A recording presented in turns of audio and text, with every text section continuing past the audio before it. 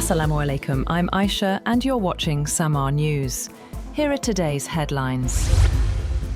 Iranian authorities say dozens of people have been arrested on suspicion of sharing sensitive information with Israel. Local media reports that the arrests were made in several areas across the country as Israeli and US strikes continue against Iranian targets. In northwestern Iran alone, 20 individuals were detained for allegedly sending location details of military and security assets to Israel.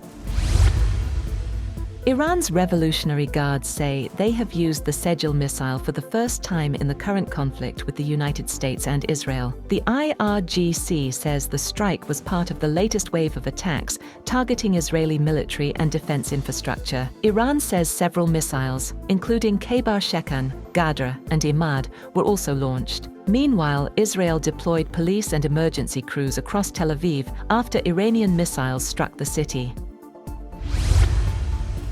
Israeli media report that a fragment of an Iranian missile has struck a residential building used by the US consul in Israel. The incident occurred amid ongoing exchanges of attacks in the region. No immediate details have been released regarding damage or possible casualties. Israel's foreign minister has denied reports that the country is preparing to hold direct talks with Lebanon. He also rejected claims that Israel had informed the United States it was running critically low on ballistic missile interceptors. The comments come after media reports suggested possible negotiations with Lebanon and concerns about Israel's missile defense stockpiles. Meanwhile, Iran's ambassador to Saudi Arabia has said that his country's relations with Gulf Arab states will need a serious review after the US and Israeli war on Iran. Ambassador Alireza Enayati said the region should reduce reliance on outside powers and strengthen cooperation among neighboring countries. Gulf states have faced thousands of missile and drone attacks since the conflict began late last month. Enayati denied Iran was responsible for strikes on Saudi oil infrastructure, saying Tehran is targeting only US and Israeli interests. US President Donald Trump calls on multiple countries, including China, France, Japan, South Korea, and the UK, to send naval forces to help secure the Strait of Hormuz, a key global energy route disrupted by the ongoing conflict with Iran. Trump claimed US actions had destroyed Iran's military capability, but Tehran rejected the assertion, saying the strait is only closed to enemy vessels. 2 Indian tankers and a Turkish ship were allowed passage, while others await clearance. The disruption threatens global energy supplies and food security, as liquefied natural gas shipped through the strait is used in nitrogen-based fertilizers. Trump warned further strikes could target Iran's Karg Island oil hub if necessary. Top US and Chinese economic officials have had trade talks in Paris aimed at easing tensions between the world's 2 largest economies. The discussions, led by US Treasury Secretary Scott Bessent and Chinese Vice Premier He Lifeng, focused on tariffs, rare earth supplies, and US export controls. Officials say the meetings are also paving the way for a possible summit between President Donald Trump and Chinese President Xi Jinping later this month. Rising oil prices and the impact of the Iran war also feature in the discussions.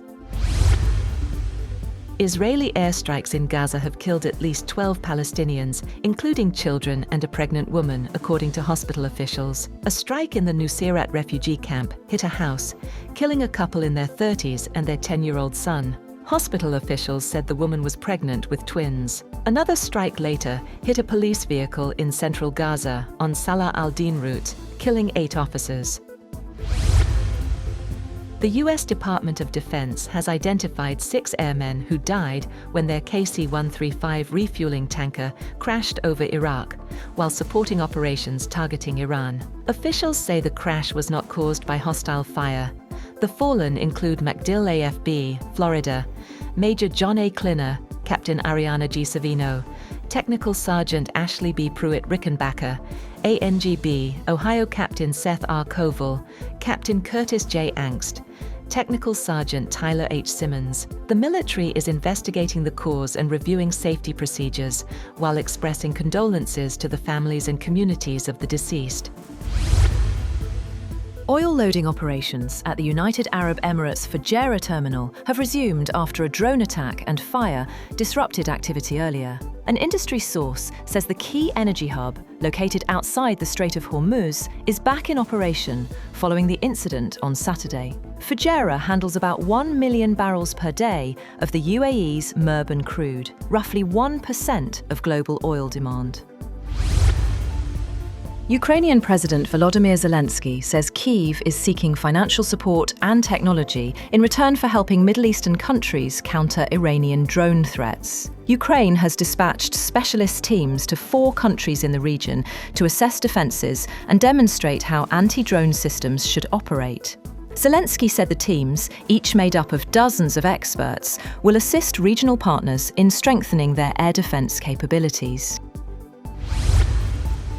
Iran holds a funeral for Ali Shamkhani, former Secretary of the Defense Council and former military advisor to the late Supreme Leader, killed in Israeli-US strikes on February 28.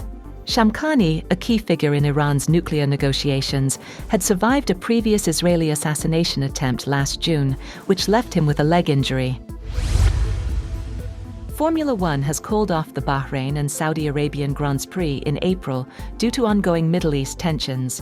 The races will not be replaced, reducing the season from 24 to 22 rounds. Bahrain's Sakhir circuit and Saudi Arabia's Jeddah track were scheduled for April 12th and 19th. Safety concerns, regional attacks, and disruptions to freight and logistics influenced the decision.